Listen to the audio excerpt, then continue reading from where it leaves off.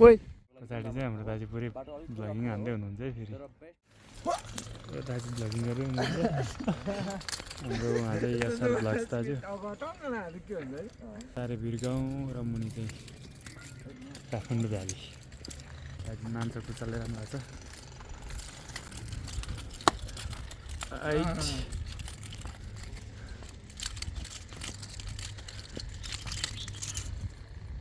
ओइ फुत्कियो त डन्डी नै मलाई त्यस्तैसँग लागिरहेको थियो फुकिसक्यो यार धन्न मान्छे चाहिँ लागेन फुत्केर लागेन कसैलाई यार म त्यही सोचिरहेको थिएँ क्या म त्यो गर्दैन सो गाइज आज हाम्रो नयाँ स्टिकको पनि यो अन्त्येष्टि जस्तै नै त भन्न मिल्छ कि मिल्दैन यो सायद जोड्न मिल्छ होला तर मेरो नयाँ स्टिकको यो पनि गयो क्या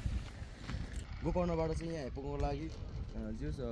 15 मिनटमा तपाईँहरू आइपुग्नुहुन्छ 15 मिनटमा आउँछ किनकि बाटोहरू पनि तपाईँहरू देखिहाल्नु मैले भिडियो नि गरेको थिएँ घरदेखि रुमदेखि नै गरेको थिएँ